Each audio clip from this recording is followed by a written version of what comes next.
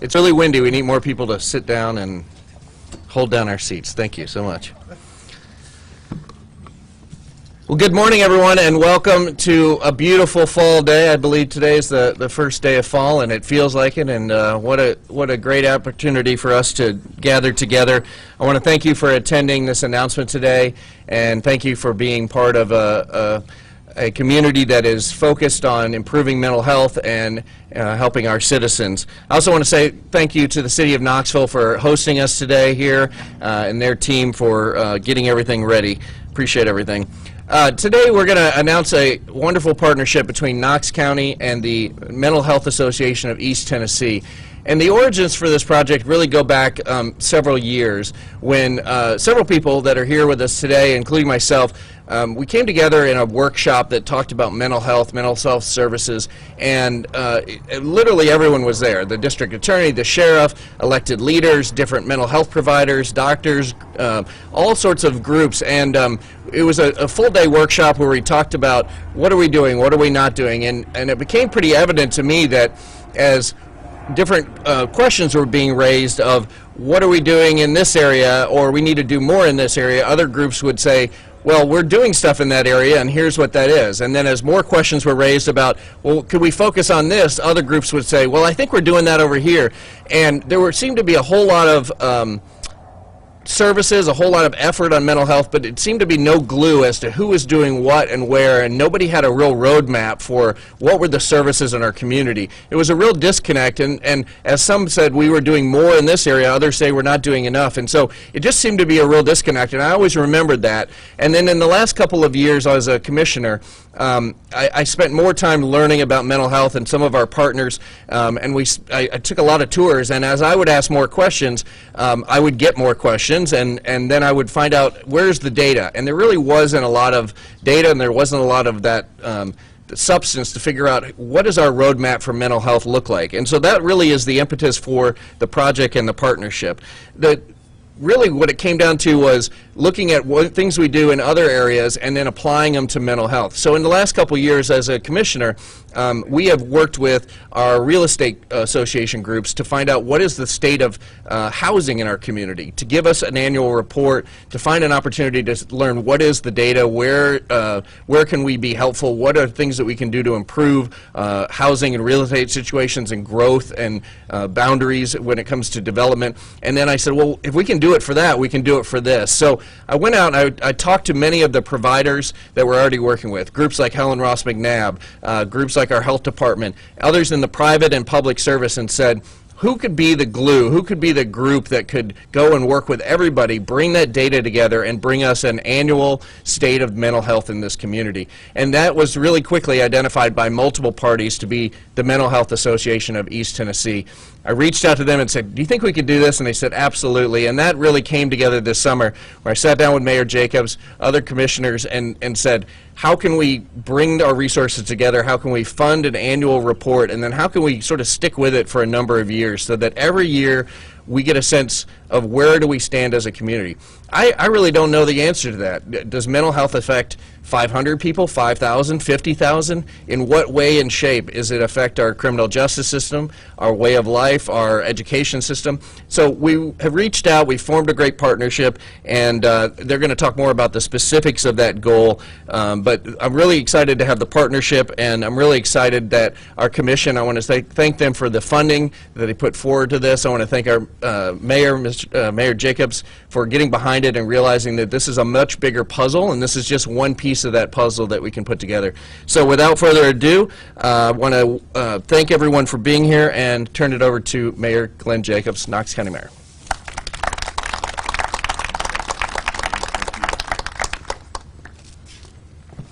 Thank you, Commissioner Jay, and morning, and thanks again to everyone for being here.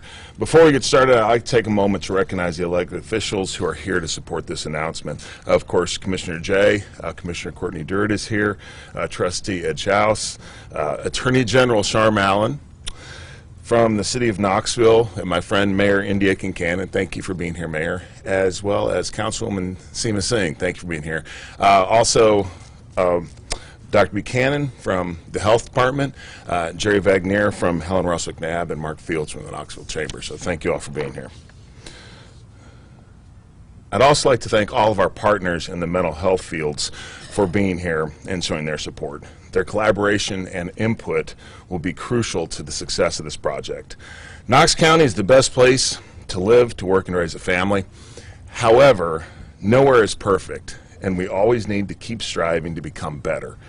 Like many other areas of the country, one of the areas that needs improvement here is the overall mental health of the individuals in our community. If nothing else, we need to put a spotlight on the importance of mental health if we are to truly be the vibrant and engaging community that we strive to be. It's no coincidence that we're making this announcement during Suicide Prevention Awareness Month. I've been frank about the staggering numbers of drug overdoses and suicides that have occurred in our community in the past year. Helping these people, the ones who feel like they have no other options, should be a priority. Their lives are not trivial or meaningless. They are an important part of our community. It's also no coincidence that we are hosting this announcement here in Lakeshore Park, land that in 1874 was donated to the state for the purpose of constructing Tennessee's first mental health institute, which opened in 1886 and operated for 127 years. The closure of the facility in 2012 left Knox County and the region at a deficit of beds to support mental health patients in need of care. This annual report will be an assessment of where we are as a community, beyond what we've reported in the Knox County Health Department's Community Health Assessment. It will focus specifically on mental health in a way that we never have before. The findings of this report will be a vital tool to help guide us in decision-making and planning in the future. Now I'd like to introduce the Executive Director of the Mental Health Association of East Tennessee, Mr. Ben Harrington.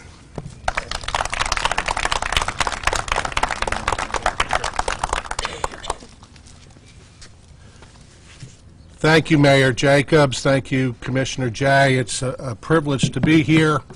Thank you, everyone in the audience. Now, I wrote myself 2 more notes of things I've got to remember to say. Because while I was visiting with folks, we kind of giggled about, do you remember when a past MHA board member who worked at McNabb failed to introduce her boss at something? And that reminded me, I better make sure I do my homework here. My board chair is here. Emily Schoeneman, would you kind of wave your hand? Thank you. My chair-elect is here, Michael Waltke. And if you are also an MHA board member, would you raise your hand to be recognized? Thank you all, folks. The other thing I do want to point out is 2 of our very talented staff are here. Caitlin Ensley, where's Caitlin? Thank you. And our newest hire, who has a public mental health background, Janae Cummings, is here. She runs our mental health screening program. She's the director of that. So the agenda had something really funny on it. It said, Ben, brief historical perspective. Now, I'm beginning to get to know the mayor and Commissioner Jay, but the word brief, I'm not quite sure I understand what that definition of that word means. But the historical perspective is this. This is a place that is quite symbolic. Of course, the hospital setting, and for the first 100 years of mental health history in Knox County, our system, if you will, was focused on hospital-based care. Things would have to evolve and change, of course. And then if everyone kind of turns around and looks at the vista over the overlook, something was built there in 1960. And it really speaks to the historical perspective, if you will. The Therapeutic Village was built and created in 1960. And it was hospital-based staff sending a unique message to our community, the state, the nation, and the world. You can move people from a hospital or institution into lesser restrictive levels of care. And the village was like your neighborhood. Cottages purposely built to look like homes so that folks could live in smaller settings could start to navigate their way back into the community. The village was so important that it even built a chapel, which is still there.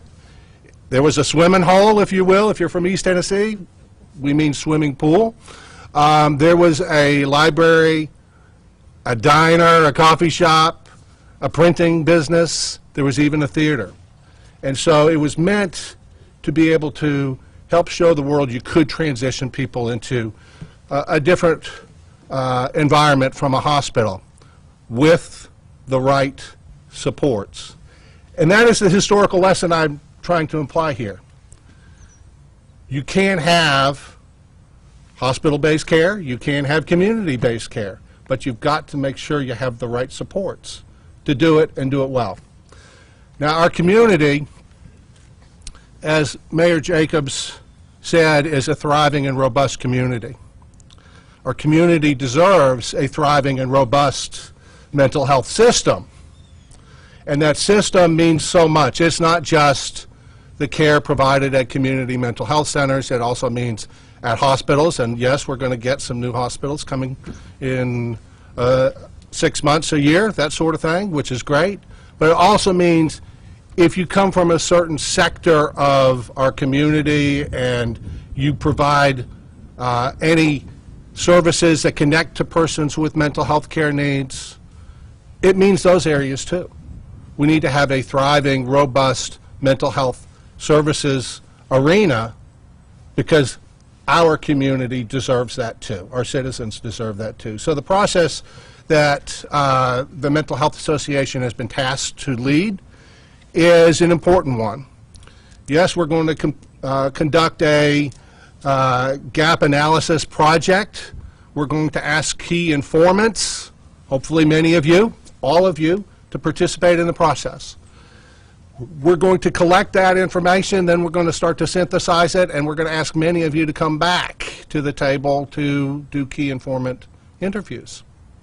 And that's where we'll really dig deeper at the needs you've identified or recommended and how you know it is indeed a need or a gap in our community level of services.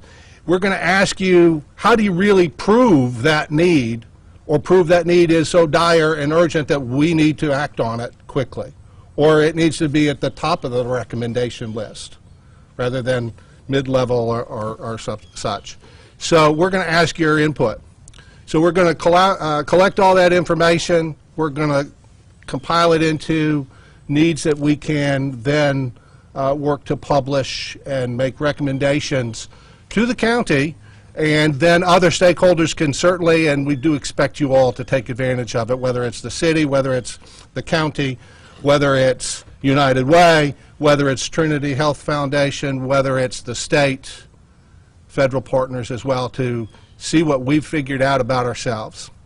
So the process will be identifying what we have, what we don't have, what we need, and how we can prove that need really is urgent here in Knox County, Tennessee. So thank you very much for your attendance today, your willingness to participate in the project. There's a little bit more information on the table, if you haven't already gotten it, to describe the process, the next steps, but also some information about the Mental Health Association of East Tennessee. And if I don't have your email address, and you know if we already do communicate, if I don't have it, get your name and email address on one of those clipboards so we can have a way to reach back out to you. And to answer your question, you don't know how many people we have that need mental health care? I'll answer it. Before the pandemic, we knew that 1 person in 5 had a mental health care need. If you know your population figures for the county, that means you could fill Neyland Stadium 1 time. The pandemic changed everything. You have conversations with whoever is a stakeholder. People with mental health issues are trying to find a place to go. They can't find a place to go. Providers are having a challenging time keeping up with all the people presenting, wanting to get services. The pandemic changed things. The data that I could cite from Journal of American Medical Association, CDC, shows the prevalence has now doubled And in fact, CDC just reported last month that the prevalence of anxiety disorders and depression was now hovering between 37 and 41% of Tennesseans. So I was asked by the media, is that true? I said, absolutely. It backs up the data that came out in November. That's the challenge before us. We have a thriving, robust community. How do we make sure our mental health system is equally thriving and robust to deliver services to Tennesseans as well? Thank you. Carson?